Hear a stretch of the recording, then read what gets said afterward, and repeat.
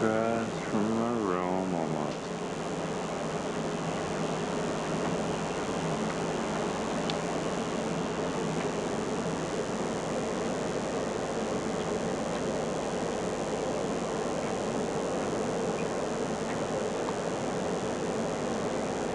And also involved in the Curtis Shoup project here on the Oswego end, Senior Chief Fred Crisafulli. Give them a nice round of applause.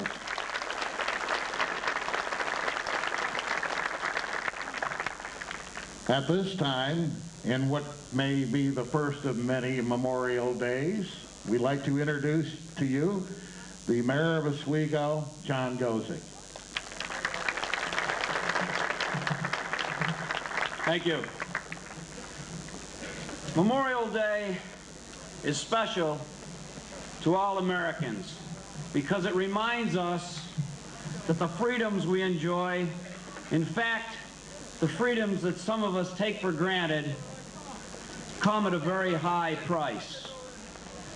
It is an especially significant day to veterans because we have been called upon to be the guardians of those freedoms by our proud service to our nation.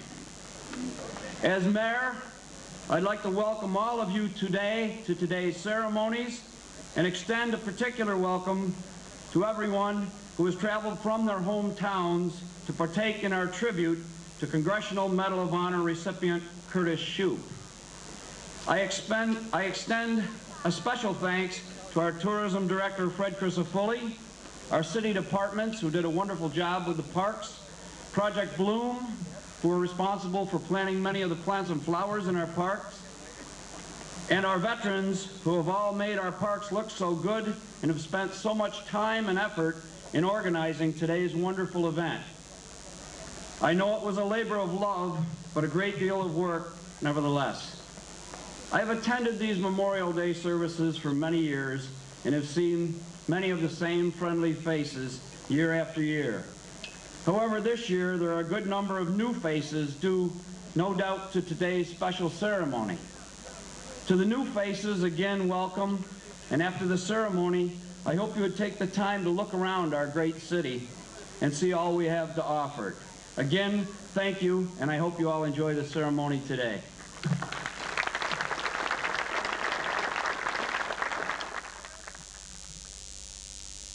Honor today.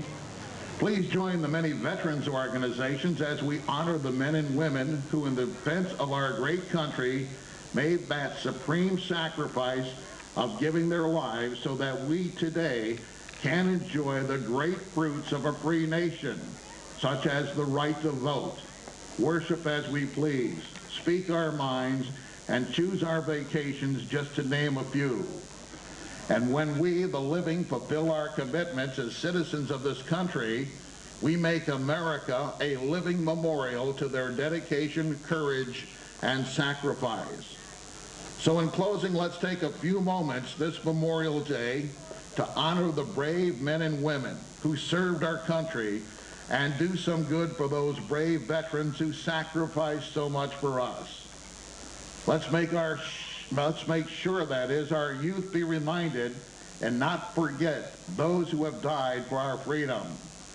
Between cookouts, picnics, vacations, and sales, let's make sure that Memorial Day does not lose its meaning.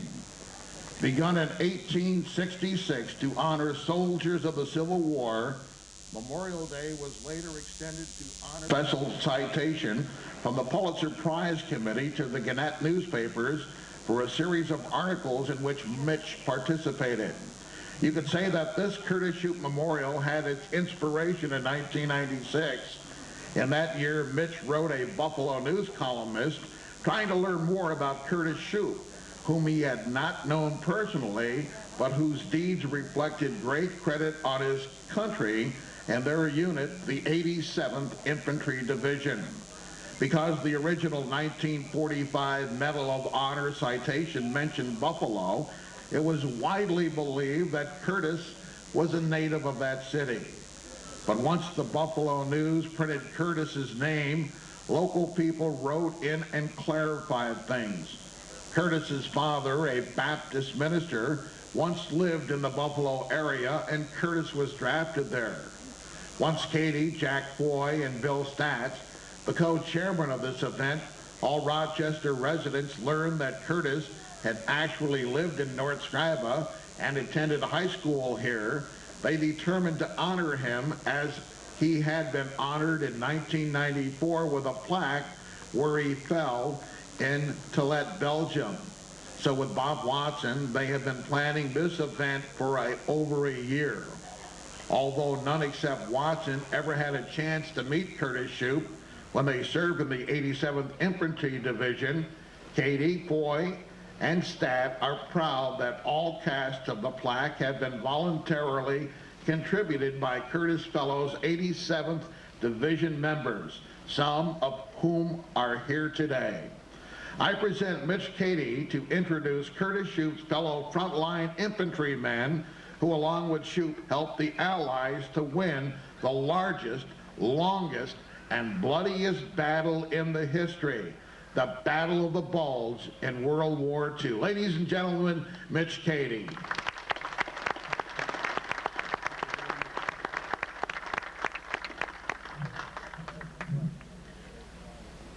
I invited Bob Dole, the presidential candidate, to be here at this momentous occasion.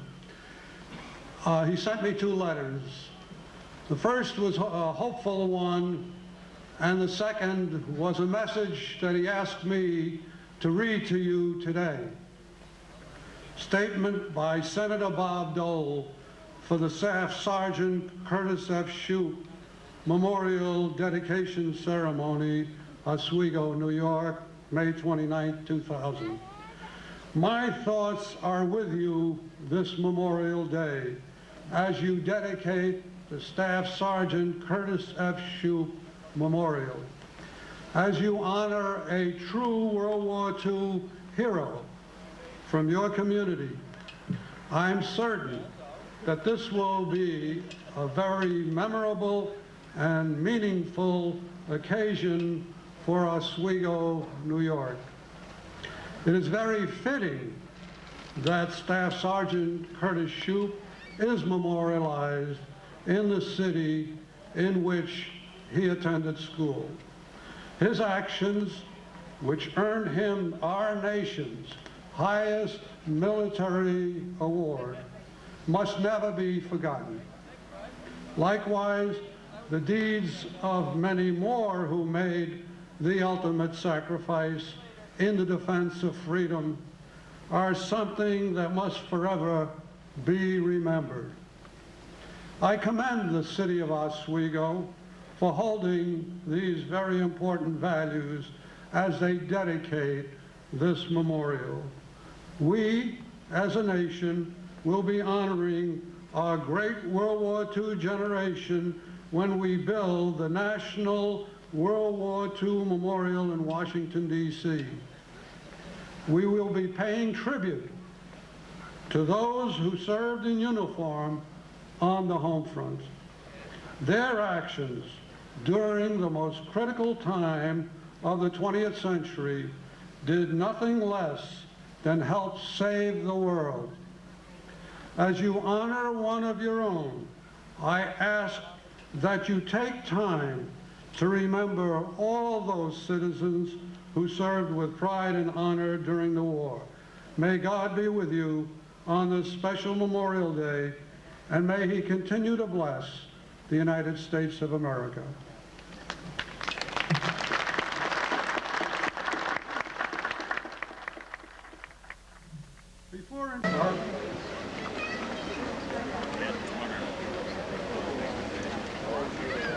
Getting ready to unveil the plaque.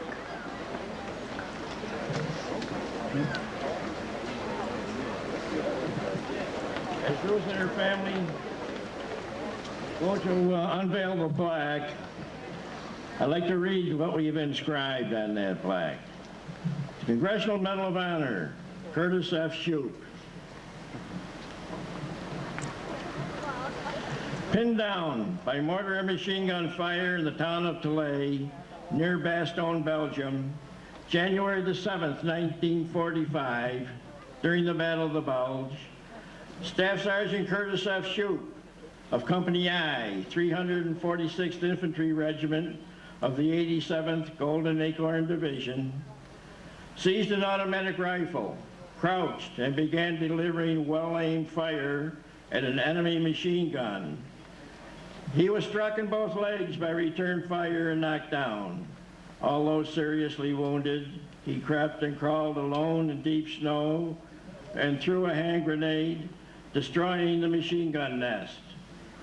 With total disregard for his own life, he was crawling and attempting to knock out a second machine gun when he was mortally wounded. Inspired by his actions, Company I drove on and captured its critical objective. For extraordinary valor and intrepidity, Staff Sergeant Shoup was awarded the Congressional Medal of Honor, the Military Medal of Great Britain, the Croix de Guerre of France with Palm, the Order of Leopold of Belgium, the Bronze Star Medal, the Purple Heart, and the Combat Infantry Badge. A son of Scribe in New York and a graduate of Oswego High School, his luminous heroism and sacrifice for his country will be remembered forever. Staff Sergeant Curtis Shoup is buried in the North Scribe Union Cemetery.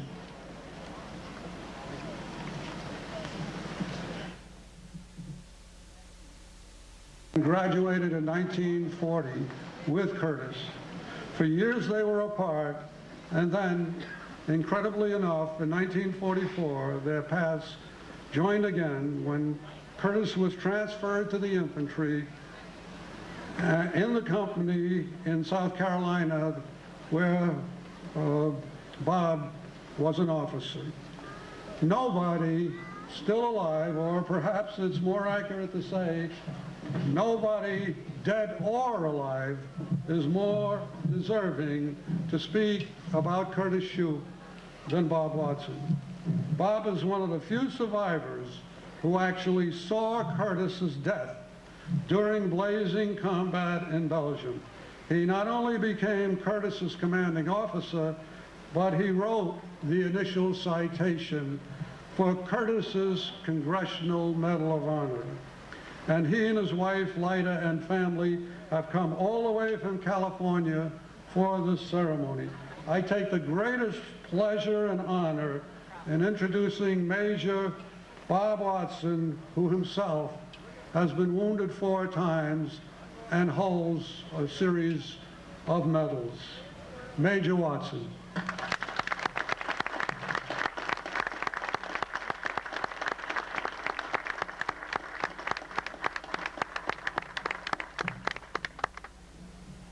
Marigazic, distinguished guests, fellow Oswegonians, friends, the 87th Division. You're lucky, I lost half of my speech. I'd like to try an experiment. The experiment is simply this. I want everybody to come back to that fateful day in 1945 and view the events leading up to Curtis Shoup's death. I want you to look and see what I saw at that particular time. Today is the 7th day of January, 1945, and I, a second lieutenant, am commanding officer of Company I, 346th Infantry Regiment, the 87th Division, nicknamed the Golden Acorns, and part, proudly, of General Patton's 3rd U.S. Army. I am reflecting on yesterday's slaughter. My company commander was seriously wounded. My executive officer was killed. Platoon leader of the 1st platoon was evacuated with possible trench foot, and the platoon leader of the 2nd platoon had his jaw shot off by a machine gun. Three other men were killed, 2 were taken prisoners, and 40 men evacuated, either through wounds or cold weather injuries. I had to push these thoughts out of my mind and concentrate on today's attack. We have been ordered virtually alone to continue the attack and capture the high commanding village of Tilley. It is protected by German tanks, artillery, machine gun, and other small armed weapons. It is 6 o'clock in the morning, and I have 30 minutes before I launch my second attack. Tilley is on the Germans' main route for supply of guns, ammunition, and food to the troops which are attacking Bastogne.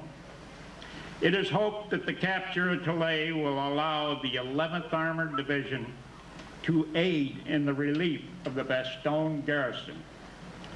Intelligence, however, reports that Tilley is defended by a reinforced company with 2 Tiger tanks, machine guns, and artillery. It must be captured. Our own tanks are having difficulty negotiating the hills on which the village stands. So here we are, lightly armed, darkly clad American infantrymen, severely depleted in numbers, firing from a ground that is so frozen we cannot dig holes. Cold so severe that our bodies freeze on the ground. At 6:30 in the morning, under support of artillery, we begin our attack. The Germans first allow us into the town, and then they proceed to cut off our withdrawal with machine guns. Sergeant Grippo, a New Yorker, is shot and killed. Sergeant Grippo's buddies are trying to reach his body, but are driven back by more machine gun fire. German artillery is firing at us, keeping us pinned down. Steadily absorbing casualties from both the German enemy and from the weather enemy. Deprived of warm food, bereft of sleep, we creep forward when we can from house to house. I'm trying to raise my forward observer on the phone to lift the artillery so we can advance, but to no avail. All of a sudden, I see Curtis starting to raise up. I yell at him, "Stay down!" But with all the noise, he can't hear me. He seizes his Browning automatic rifle and amidst murderous enemy fire, he crouches and advances towards the nearest enemy gun emplacement. It's not an ill-timed or foolhardy move. He walks deliberately toward the machine gun, delivering well-earned bursts. Just then another gun opens up and cuts him down. He falls to the icy ground, and after a moment he tries to rise, but is unable to do so. He agonizingly creeps to within 10 to 15 feet from the machine gun, takes a hand grenade from his lapel pocket, throws it at the machine gun, silencing this machine gun. Even after all this, we watch as he incredibly turns and starts firing at the second machine gun. This exposes him to a German sniper who shoots and kills him. Sometime during this self-sacrificing, courageous act, I'm struck by flying shrapnel and blood has covered my hand. I feel no pain, only the loss of a good friend, fellow high school classmate, and above all, a very brave and outstanding soldier. It is now Memorial Day, May 29th. The year is 2000. I'm here in my hometown of Oswego, honoring my friend Curtis from Scriba. And the following are a few reflections from that particular battle. The battle for Tulay lasted for 6 days, from the 6th of January to the 11th of January, 1945. Company I started the battle with 160 men and 6 officers. On January 11th, I was the only officer left, and I walked out of Tulay with 33 enlisted men. 7 men, including Curtis, gave up their lives in the battle. The remainder of the company had been evacuated either through wounds or cold weather injuries. By comparison, Company I was on the line for 157 straight days. 25 men were killed in action. Over 30% of this total were killed in Tulay. As one of our generals, Major General Troy Middleton, later wrote, during World War II, feats were performed that in normal times one would have believed to be impossible of execution. It is, however, he added, doing the impossible which marks the leader and returns the winner in war. My classmate and fellow soldier, Curtis Shoup, was a winner in war who did not return. But we are here today to ensure his incredible act of bravery is not forgotten, nor will it ever be forgotten. What Curtis Shoup did that day, January 7, 1945, in the sub-zero cold of Belgium, inspired our depleted unit to advance and take the village. And it has been said that that very victory broke the back of the German gamble to penetrate American lines, which we now refer to as the Battle of the Bulge. And an American victory in that battle very likely ended the war sooner than it would have ended. Curtis Shoup is the only recipient of the Congressional Medal of Honor from the 87th Division, roughly 20,000 strong. As I told the review board, I recommended Curtis for the award, not only because he sacrificed his life, which easily qualified him for the medal, but also by his action afforded the company a symbol of strength and courage from which to launch the final successful attacks. And I believe, as the 33 other survivors of that crucial 6-day engagement, it was Curtis's unwavering sacrifice that instilled us with an incredible, almost superhuman will and determination to finish the job he so incredibly began. And it has been said, America will always remain free so long as the home of the brave. Curtis must believe that. Thank you, and God bless America.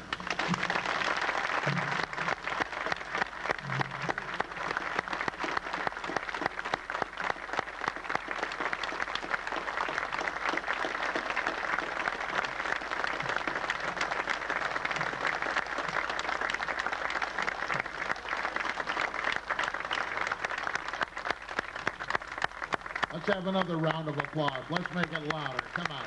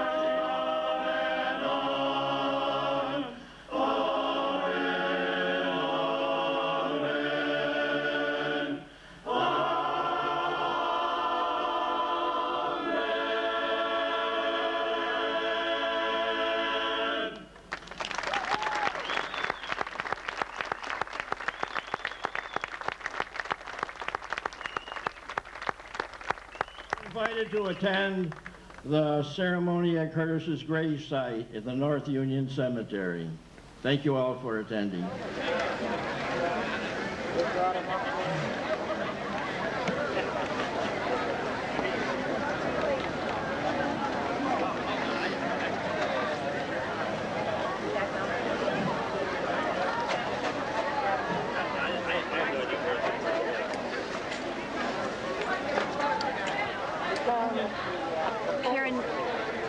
Karen is going to need this tape. Matthew has a...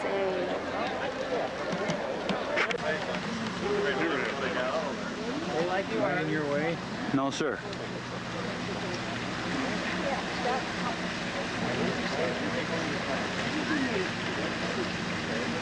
You guys should smile. Please put that little grin on. Hey, what happened to our bus, Fred?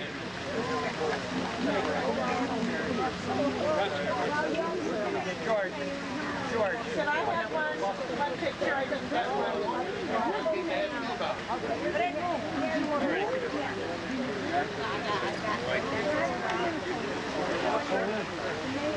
Mitch, what happened to that bus? You see it go?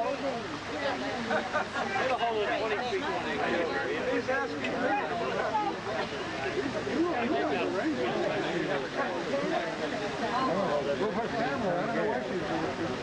Would you people,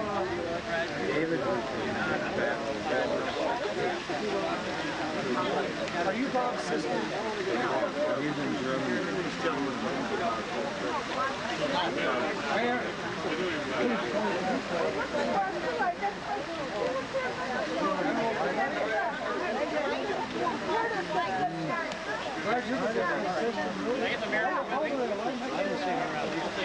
Where are you? I'm going to vote against you if you don't give me that plaque. Get in there.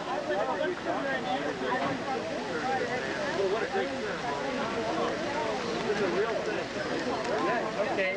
Okay, thank you. How'd it go? I think it went well. You think about it, I think you can run over to definitely. That's the only thing. I don't. It's all right to make tactful errors from time to time.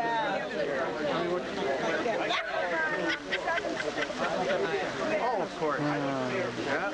That's beautiful. Oh, incredible. You know, they clean it up. Light touch, then